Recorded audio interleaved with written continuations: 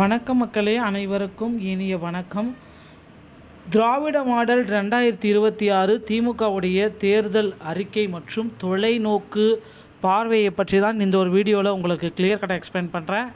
2026ஆம் ஆண்டு நடைபெறவுள்ள சட்டமன்ற தேர்தலுக்கான திமுக தேர்தல் அறிக்கை குறித்த ஆரம்பகட்ட தகவல்களை நான் இப்போ உங்களுக்காக சொல்கிறேன். இந்த வரைவு அறிக்கையானது மக்களின் நேரடி கருத்து அடிப்படையில் நவீன நிர்வாகம் மற்றும் தரவு சார்ந்த கொள்கைகளை உருவாக்குவதே முதன்மை நோக்கமாக கொண்டுள்ளது. இதில் மகளிர் சுய உதவி குழுக்கள், புத்தாக்க நிறுவனங்கள் மற்றும் திறன் மேம்பாட்டு பயிற்சிகளுக்கு அதிக முக்கியத்துவம் அளிக்கப்படும் என்று எதிர்பார்க்கப்படுகிறது. மெட்ரோ ரயில் போன்ற கட்டமைப்பு வசதிகள், நேரடி பணப்பரிமாற்றம் திட்டங்கள் மூலம் மாநிலத்தின் நீண்டகால வளர்ச்சியை உறுதி செய்ய இந்த அறிக்கை திட்டமிடுகிறது.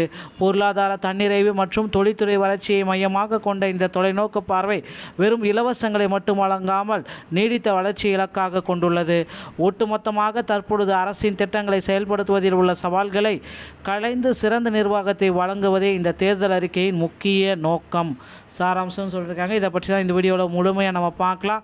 ஸோ இந்த வீடியோவில் என்ன சொல்கிறேன் அப்படின்னு பார்த்தீங்கன்னா, தேர்தல் அறிக்கை 2030 வரைக்கும் பார்த்தீங்கன்னா அடுத்த 10 ஆண்டுகளுக்கு திமுகவுடைய தேர்தல் அறிக்கை அப்படின்றது இதுதான்.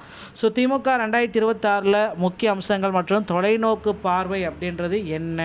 ஸோ நவீனம் சார்ந்த தரவு, ஸோ புதிய நவீன ஆளுமை கொண்ட தரவு சார்ந்த டேட்டா பேஸ் பார்த்திங்கன்னா ரெடி பண்ணிகிட்ருக்காங்க. டிஎம்கே 2026 எலெக்ஷன் மெயின்ஃபெஸ்ட் கீ ஃபீச்சர்ஸ் என்ன அப்படின்னு பார்த்தீங்கன்னா, நவீன ஆளுமை மற்றும் மாடர்ன் கவர்னன்ஸ் அண்ட் பாலிசியை கொண்டு வரலாம். நிர்வாகம் மற்றும் வடிவமைப்பு எல்லாமே டெக்னாலஜி பேஸ் பண்ணி இதை கொண்டு வரலாம் அப்படின்ற மாதிரி போயிட்டுருக்குங்க. ஸோ நவீன நிர்வாகம் மற்றும் கொள்கைகளை மாற்றலாம். நலன் அண்ட் வெல்ஃபேர் இந்த ரெண்டுத்துக்கு அதிக அளவில் கொடுக்கலாம். நலத்திட்டம் மற்றும் வளர்ச்சி மாதிரியை அதிக அளவில் கொடுக்கலாம் அப்படின்ற மாதிரி யோசனைகள் போயிட்டுருக்கு.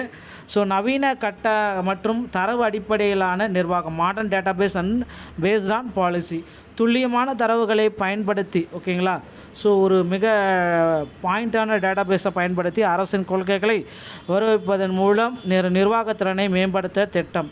கள ஆய்வு மற்றும் மக்களுடைய கருத்து, ஃபீல்டு லெவலில் இருக்கிற மக்கள் என்ன சொல்கிறாங்க. தேர்தல் அறிக்கையை தயாரிக்கும் முன்பு மக்களின் உண்மையான தேவைகளை அறிந்து கரைய அம்சங்களுக்கு அதிக முக்கியத்துவம் அளிக்கப்படுகிறது. சமூக நலம் மற்றும் பொருளாதார திட்டங்கள், சோஷியல் வெல்ஃபேர் மற்றும் எக்கனாமிக்ஸ் பிளான், நேரடி பணப்பரிமாற்ற முறை, டைரக்ட் கேஷ் டிரான்ஸ்ஃபர், டிசிடி, நலத்திட்ட உதவிகள் இடைத்தரகர்கள் நேரடியாக மக்களை சென்றடைவதே டிசிடி முறையாகும். மகளிர் சுய உதவி குழுக்களுக்கான ஆதரவு, support for women health organisation, ஓகேங்களா. மகளிர் சுய உதவி குழுக்களின் பொருளாதார முன்னேற்றத்திற்காக நிதி உதவி மற்றும் புதிய வாய்ப்புகளை வழங்கலாம். ஸ்டார்ட் அப் மற்றும் தொழில் முனைவர் ஊக்குவிப்பு, ஸ்டார்ட் அப் எக்கோசிஸ்டத்தை ஆரம்பித்துள்ளலாம். புதிய தொழில் தொடங்குவோர்களுக்கு தேவையான சூழலை உருவாக்குவதன் மூலம் உள்ளூர் மற்றும் நுகர்வு தொழில் வளர்ச்சியை ஊக்குவித்தல் அதிகமாகும் அப்படின்னு சொல்கிறாங்க. அடுத்து இன்ஃப்ராஸ்ட்ரக்சர் மற்றும் எம்ப்ளாய்மெண்ட், உட்கட்டமைப்பு மற்றும் வேலை வாய்ப்பு. மெட்ரோ ரயில் திட்டங்கள் போக்குவரத்து நெரிசலை குறைக்க நவீன ரக கட்டமைப்பை உருவாக்கவும் மெட்ரோ ரயில் திட்டங்களை விரிவுபடுத்தலாம் அப்படின்ற மாதிரி போயிட்டுருக்கு. திறன் மேம்பாட்டு, ஸ்கில் ட்ரைனிங், இளைஞர்களின் வேலைவாய்ப்பு திறனை அதிகரிக்க நவீன தொழில்துறைக்கு ஏற்ற பயிற்சிகளை வழங்கலாம். தொழில் நிறுவனங்களின் நீண்டகால தன்மை, லாங் டேர்ம் சஸ்டைனபிலிட்டி, ஓகேங்களா.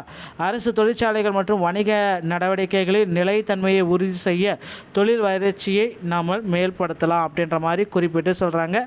ஸோ இவைகள் இருந்தாலே போதும், தமிழகத்தில் பொருளாதார வளர்ச்சி மற்றும் நலன் கிடைச்சிடும்.